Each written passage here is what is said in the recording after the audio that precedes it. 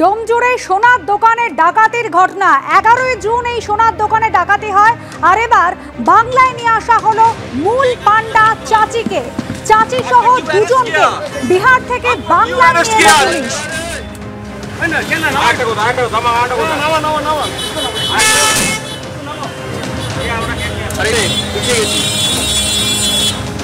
ডোমজুড়ে ডাকাতির ঘটনায় গ্রেফতার হয়েছিল বিহারের চাচি ওরফে আশা দেবী, যে বিহারের সমস্তিপুরের বাসিন্দা। মোট 5 জনকে গ্রেফতার করা হয়েছিল। এবার চাচি সহ দুজনকে বিহার থেকে বাংলায় নিয়ে এলো পুলিশ। কোথায় কিভাবে ডাকাতি হবে, কোন পথে পালিয়ে যাবে ডাকাত দল, এই সমস্ত কিছু ঠিক করে দিত এই চাচি ওরফে আশা দেবী।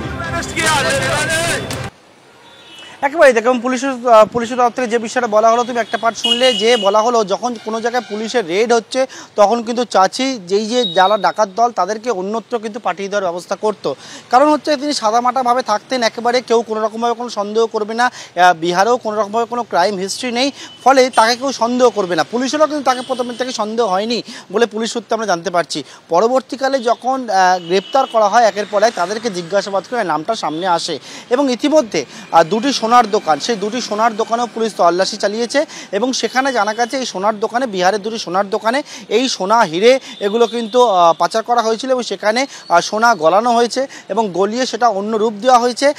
বিভিন্ন জায়গায় বার তৈরি করা হয়েছে সোনার, এবং এইটাও কিন্তু এই চাচির পরিকল্পনার মধ্যেই ছিল, তিনি গোটাটা অর্গানাইজ করেছিলেন তেমনটাও কিন্তু জানা যাচ্ছে, পুলিশ তরফ থেকে দাবি করা হচ্ছে। এবং ইতিমধ্যে সোনার দুটি দোকানের যে মালিক তারা পলাতক রয়েছে, তাদের খোঁজও শুরু হয়েছে বলে জানতে পারছে পুলিশ সূত্র মারফত। আজকে আদালত থেকে দুজনকে, চাচি সহ দুজনকে নিয়ে আসা হয়েছে। আশা দেবী বা চাচি সহ দুজনকে আদালতে পেয়েছে পুলিশ, পেশ করেছে। তাদেরকে ট্রানজিট রিমান্ডে এই রাজ্যে নিয়ে এসে তাদেরকে হেফাজতে নিয়ে এর পিছনে এনারা আরও কোনো জায়গায় কোনো অপরাধের সঙ্গে যুক্ত কিনা সেইগুলো জানার চেষ্টা করবেন তদন্তকারী আধিকারিকরা। ডোমজুরের একটা শোরুমে ডাকাতি হয়, তার মধ্যে আমরা সিসিটিভি ফুটেজে দেখলাম কি 4 জন আর্মস সহ ওখানে শোরুমের ভিতরে ঢুকে ওখান থেকে 1 থেকে 1.5 কেজি মতো সোনা, ওখান থেকে সোনার যে অর্নামেন্টস ছিল ওটা নিয়ে পালিয়ে যায়। তার মোডাস অপারেন্ডির ব্যাপারে যেটা আপনি বলছিলেন আর মহিলার ভূমিকা বলছিলেন, ওর মধ্যে যেটা আছে কি ইনারা 1 থেকে 1.5 মাস আগে প্রথমে আসানসোলে হীরাপুর থানা এলাকায় একটা বাড়িতে এসে ভাড়া বাড়ি করেন। ভাড়া বাড়ি ঠিক করে দেন আশা দেবী যিনি আছেন, যাকে লোকালি তারা চাচি চাচি বলে ডাকে। তার একজন রিলেটিভও এর মধ্যে ধরা পড়েছে, মনীষ মেহতো এলিয়াস মানিয়া। ও এখন জেলে আছে বিহারে, আমরা ট্রানজিট রিমান্ডে নিয়ে আসবো কিছুদিন মধ্যেই। তো চাচি ওই মনীষের মাধ্যমে ওখানে একটা ভাড়া বাড়ি ঠিক করে, এনাদের যে ক্রাইম করার জন্য বাইক দরকার ছিল ওটা চাচিরই একটা আত্মীয়, চাচির মাধ্যমে যোগাযোগ রেখে সেকেন্ড হ্যান্ড বাইকগুলো কিনতে হেল্প করে। ইনারা মে মাসে এখানে চলে আসেন, আঙ্কুরহাটিতে একটা জায়গা ভাড়া বাড়ি করে, কালীতলা বলে জায়গা আছে, ওখানে থাকেন।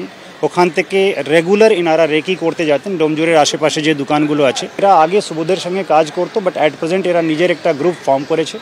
তার মধ্যে আশা দেবী হচ্ছেন পুরো লজিস্টিক্স সাপোর্ট করা। এখান থেকে পালিয়ে যাওয়ার পরে আশা দেবী এদের থাকার ব্যবস্থা বিভিন্ন জায়গা করে দিয়েছেন। যখনই কোনো জায়গা পুলিশের রেড হচ্ছে সঙ্গে সঙ্গে ঠিকানা চেঞ্জ করে অন্য জায়গায় ব্যবস্থা করে দেওয়া। জুয়েলারি ডিসপোজাল কীভাবে হবে, ওখানকার লোকাল জুয়েলার্সদের সঙ্গে টাই আপ করে জুয়েলারি ডিসপোজালে হেল্প করা। গাড়ির কথা আমি আগেই বললাম। তো আজকে আমরা 2 জনকে ট্রানজিট রিমান্ডে নিয়ে এসেছি। তার মধ্যে আশা দেবী এলিয়াস চাচি একজন আছেন মহিলা, যার কথা বলছিলাম, তার বাড়ি হচ্ছে সমস্তিপুর দলসিং সরাই থানা এলাকায়। और सेकेंड पर्सन आছেন আলোক কুমার পাঠক, ওনার বাড়ি হচ্ছে বেগুসরায়।